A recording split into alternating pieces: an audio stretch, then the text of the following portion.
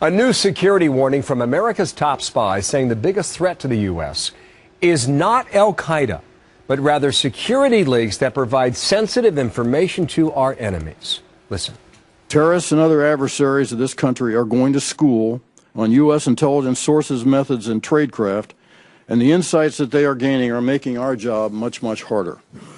And this includes putting the lives of members or assets of the intelligence community at risk, as well as our armed forces, diplomats, and our citizens. John Bolton's former U.S. ambassador to the UN, Fox News contributor back here in balmy New York City. Good morning, sir. Good morning. I tell you, I think that's going to surprise a lot of people. What do you think he's trying to tell us about these leaks? Well, I think he's highlighting the severe damage that the leaks from Edward Snowden and, frankly, from Bradley Manning before him have done to the United States. But it's hardly accurate to say the most critical security threat we've got is our own failings. It still is our external adversaries. But I quite agree. The damage that Edward Snowden has caused is incalculable. Really? More than all this NSA stuff, or is it all kind of lumped into the same pile? Well, you know, the allegations about NSA spying on American citizens are way overblown, exaggerated. Politicians are taking advantage of it. The NSA can't defend itself effectively because it can't say what it does. That tells our opposition the same thing. And I think what Clapper is trying to say is that we really need to focus on correcting these deficiencies that allow an Edward Snowden to reveal all of the information he has and the information he still has. Drill down just a little bit more and just make it basic for people. What have the leaks done to our ability to protect ourselves or national security? They've revealed a huge amount of the way we conduct intelligence. The sources and methods is the buzz phrase that's used. And the reason that's important is that our adversaries learning about our techniques can make protections against our being able to exploit their vulnerability. So it means a reduction of the intelligence that we will gather in the future. And that's why I think Snowden has caused such damage and why anybody who says he's a whistleblower doesn't understand. So the threat about Al-Qaeda now, obviously this came up, how can it not?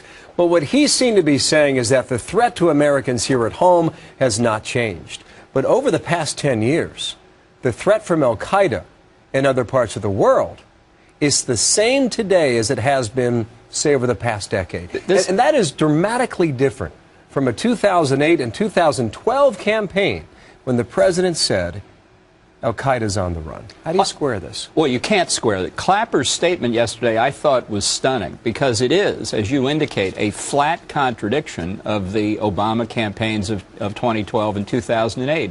I think Clapper's assessment is accurate. I think it's a different form of Al-Qaeda, but it's metastasized and its threat is growing worldwide, as is the threat of other terrorist organizations. Our inaction in Syria came to light as well.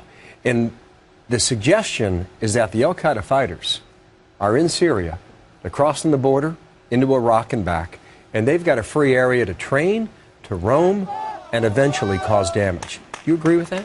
I think that's right. I think this is a result of poor strategy in Iraq, among other things. Our being absent there means that there is sectarian civil war in Iraq. It means the cross-border cooperation between Al-Qaeda in Iraq and Al-Qaeda in Syria is possible. And I think it's a major contributing factor to a Middle East that's on the verge of spinning completely into chaos. And when you hear about the claim that Al-Qaeda has been splintered, etc., look, Al-Qaeda was never... Now we're hearing that they've kind of broken up into 5 different groups and still are as effective as they once were. Al-Qaeda has never been a corporate hierarchy. It has always been a loosely affiliated group of terrorists. And what we're seeing is that loose affiliation continues even as the so-called core Al-Qaeda in Waziristan has been reduced. But the effectiveness of Al-Qaeda country by country, I think, has grown all over North Africa and the Middle East. Just to quote him, Al-Qaeda no less a threat than a decade ago. That's from James Clapper just yesterday. This is a stunning statement by Clapper. Very important. Thank you, Mr. Ambassador. John Bolton here in studio. Thank you, Ben. Martha, what's